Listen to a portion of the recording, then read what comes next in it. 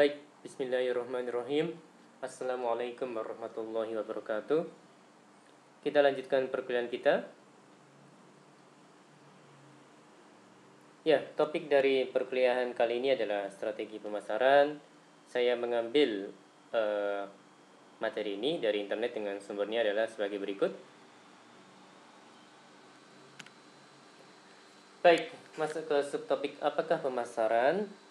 Menurut Griffin di tahun 2005, pemasaran adalah proses pelaksanaan konsepsi, penetapan harga, promosi, serta distribusi atas gagasan barang dan jasa untuk menciptakan pertukaran yang mampu memenuhi sasaran perseorangan dan organisasi. Menurut Kotler di tahun 2009, pemasaran adalah mengidentifikasi dan memenuhi kebutuhan manusia dengan cara yang menguntungkan. Menurut American Marketing Association atau saya ulangi. Menurut American Marketing Association atau AMA, pemasaran adalah suatu fungsi organisasi dan serangkaian proses untuk menciptakan, mengomunikasikan, dan memberikan nilai kepada pelanggan dan untuk mengelola hubungan pelanggan dengan cara yang menguntungkan organisasi dan pemangku kepentingan lainnya. Jadi apa saja yang dipasarkan, Mas dan Mbak? Jadi ada barang, ada jasa, ada acara, ada pengalaman, ada orang, ada tempat, ada properti, bahkan ada juga organisasi. Jadi organisasi juga dipasarkan ya Mas dan Mbak ya. Baik, masuk ke subtopik pelaku pemasaran. Jadi siapa itu manajer pemasaran? Adalah seseorang yang bertanggung jawab dalam perencanaan dan pelaksanaan seluruh kegiatan bauran pemasaran yang menghasilkan perpindahan barang atau jasa ke konsumennya. Nah, masuk ke fokus pemasaran. Fokus pemasaran adalah memberikan nilai dan manfaat bagi konsumen. Jadi nilai adalah perbandingan relatif antara manfaat produk dengan biayanya ya, Mas dan Mbak ya. Konsumen membeli produk atau jasa yang menawarkan nilai terbaik ketika dapat memenuhi kebutuhan atau needs dan keinginannya atau wants.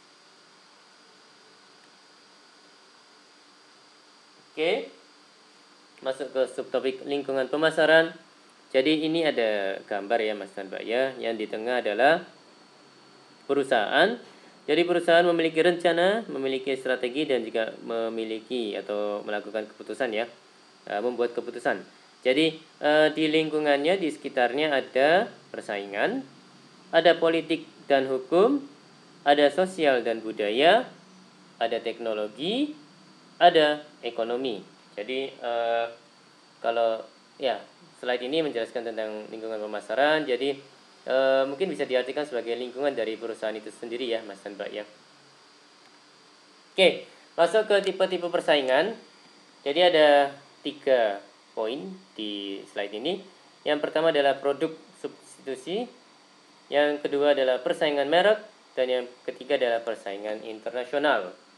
Jadi untuk produk substitusi adalah produk yang berbeda dari produk pesaing tetapi dapat mengisi kebutuhan yang sama.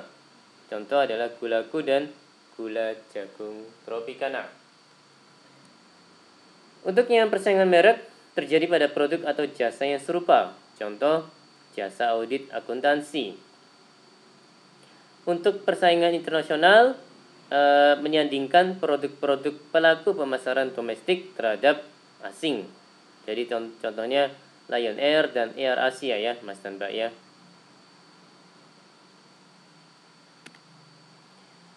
Rencana pemasaran adalah strategi yang rinci dan terfokus untuk mengarahkan bauran pemasaran agar dapat memenuhi kebutuhan dan keinginan konsumen. Jadi tetap jangan dilupakan untuk memenuhi kebutuhan dan keinginan konsumen ya Mas dan Mbak ya. Baik, di sini ada bauran pemasaran untuk produk dan jasa. Untuk produk, bauran pemasarannya adalah produk atau produk, price atau harga, promotion, promosi, place, tempat. Kalau untuk jasa ada produk, produk, price, harga, promotion, promosi, place, tempat, proses, proses, physical evidence atau bukti fisik, kemudian people, orang atau karyawan. Seperti itu ya Mas dan Mbak ya. Oke, untuk produk, ya, barang atau jasa atau gagasan yang, ya saya ulangi, untuk produk, barang, jasa, atau gagasan yang dirancang untuk memenuhi kebutuhan konsumen. Diferensiasi produk adalah penciptaan produk atau citra produk yang cukup berbeda dibandingkan produk-produk yang telah beredar dengan maksud untuk menarik konsumen. Nah, pricing adalah memilih harga jual yang paling sesuai. Ya, tentunya itu ya, mempertimbangkan juga sudut pandang konsumen dan juga sudut pandang produsen. Untuk place, cara menyampaikan produk dari produsen ke konsumen. Untuk promotion adalah teknik mengomunikasikan informasi mengenai produk. Nah, proses adalah pelayanan yang diberikan dari produsen kepada konsumen atas pembelian produk. People adalah karyawan penyedia jasa pelayanan, sedangkan physical evidence adalah kondisi lingkungan mengenai situasi atau suasana seperti dekorasi, pencahayaan, tata letak ruang. Oke, masuk ke target pasar dan segmentasi pasar. Jadi target pasar adalah kelompok orang-orang yang memiliki keinginan dan kebutuhan yang serupa. Sedangkan segmentasi pasar adalah proses pembagian pasar ke dalam kategori jenis pelanggan. Jadi ini ada contohnya ya, proses pembagian pasar ke dalam kategori jenis pelanggan. Jadi kalau memakai geografis gitu ya yang diperhatikan, maka kalau saya tidak salah nangkap, ini adalah kategori jenis pelanggan negara dan kota. Seperti itu ya Mas dan Mbak ya. Kalau kita memakai poin demografis, maka kategori jenis pelanggannya populasi, usia, dan pendapatan. Dan untuk yang kategori jenis pelanggan psikografis, kalau memakai poin psikografis, maka kategori jenis pelanggannya disesuaikan dengan gaya hidup, minat, dan sikap. Seperti itu Mas dan Mbak. Ya, kemudian dengan poin perilaku, maka kategori jenis pelanggannya adalah cara konsumen menggunakan produk, manfaat, dan juga manfaat yang diharapkan. Ya, seperti itu Mas dan Mbak. Semoga saya nggak salah. Oke, masuk ke riset pemasaran. Riset pemasaran adalah studi mengenai kebutuhan dan keinginan konsumen serta cara-cara terbaik agar penjual dapat memenuhi kebutuhan tersebut, menurut Griffin di tahun 2005. Kalau menurut Kotler di tahun 2009, riset pemasaran adalah perancangan, pengumpulan analisis, dan pelaporan daya sistematis serta temuan yang relevan terhadap situasi pemasaran tertentu yang dihadapi perusahaan. Tugas periset pemasaran adalah membuat pandangan tentang sikap dan perilaku pembelian konsumen.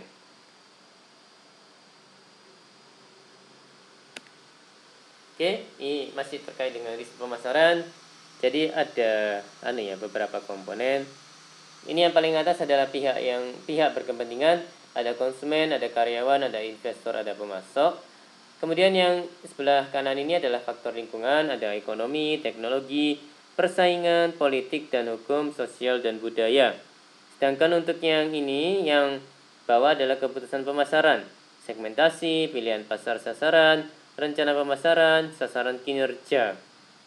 Dan yang berikutnya adalah variabel pemasukan. Ada produk, ada price, ada place, dan promotion. Seperti itu Mas dan Mbak. Ya, tadi adalah terkait dengan variabel pemasaran. Oke, ini masuk ke proses riset pemasaran. Jadi dimulai dari identifikasi masalah. Jadi untuk menjelaskan juga masalahnya apa gitu ya. Kemudian dari situ bisa memilih metode riset yang sesuai dengan masalah tersebut. Kemudian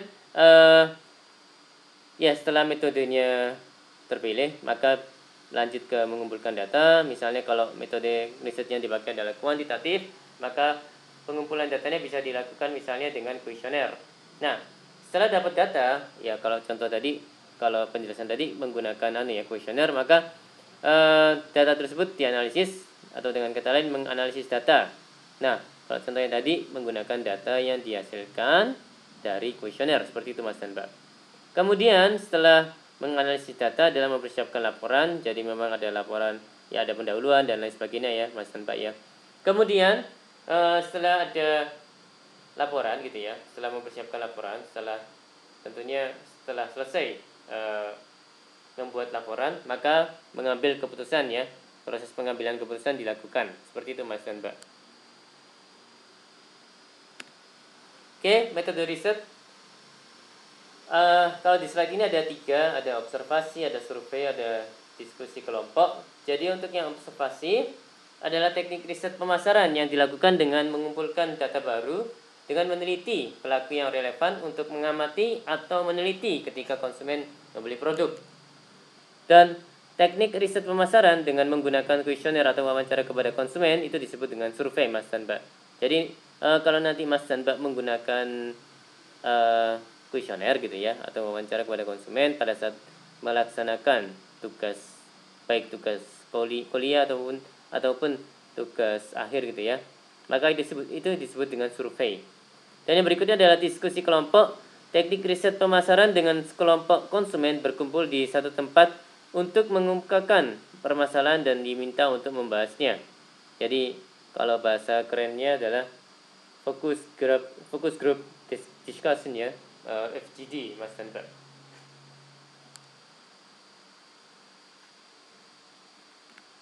Oke, ini contoh riset pemasaran KFC. Jadi tujuannya adalah mengetahui persepsi masyarakat tentang 2 tema kampanye, Colonial Trust versus Sexy and Health, seperti itu ya Mas dan Mbak ya. Kemudian mengevaluasi tagline tentang kesehatan yang telah beredar di media massa. Metodologi ini adalah mall intercept method, kemudian convenience method. Oke, sampel masuk ke sampel and periode ya. Jadi sampelnya adalah mahasiswa laki-laki berusia 18 sampai 24 tahun. Periodenya adalah Februari 2009. Oke, hasil riset pemasaran ya ini sebagai contoh ya. Anggaplah sebagai contoh. Kampanye terbaik adalah Sexy and Health dibandingkan Colonial Trust. Oke, hasil implementasi riset pemasaran jadi ada berupa tabel gitu ya Mas dan Mbak ya. Kalau yang kolom ini terkait dengan keterangan, ada 3 aspek yang dilihat: penjualan perusahaan, total pendapatan, pendapatan franchise dan lisensi. Jadi ini ada kolom 2008, kolom 2009 gitu ya. Ini mengalami penurunan baik untuk penjualan perusahaan, total pendapatan maupun pendapatan franchise dan lisensi untuk dari 2008 ke 2009 ya Mas dan Mbak ya. Oke, implementasi riset marketing yang contoh sebelum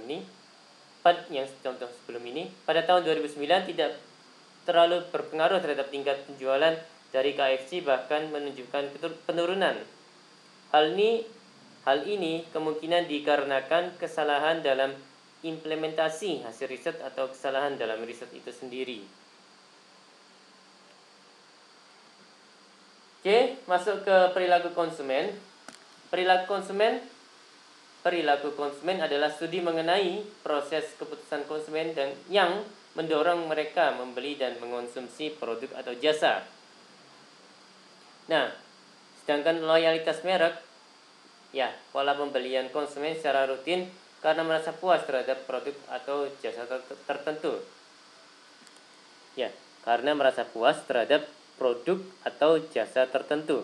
Jadi loyal ya mereka ya. Jadi ya susah ke lain hati.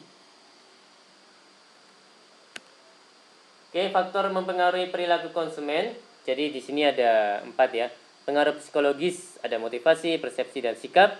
Kemudian pengaruh pribadi, ada gaya hidup, kepribadian, dan status ekonomi. Kemudian pengaruh sosial, ada keluarga, rekan kerja, teman. Dan yang keempat pengaruh budaya, ada adat istiadat, seperti itu ya Mas dan Mbak ya. Jadi memang bisa jadi apa namanya ya, berbeda perilaku konsumennya antara Indonesia dan juga misalnya Amerika Serikat gitu ya. Jadi memang ada pengaruh budaya, jadi adat istiadatnya berbeda, seperti itu Mas dan Mbak. Oke, ini ya sekedar tahu aja. Jadi info. Baik, demikian dari saya. Mohon maaf kalau ada kata-kata yang salah. Terima kasih atas perhatiannya. Wassalamualaikum warahmatullahi wabarakatuh.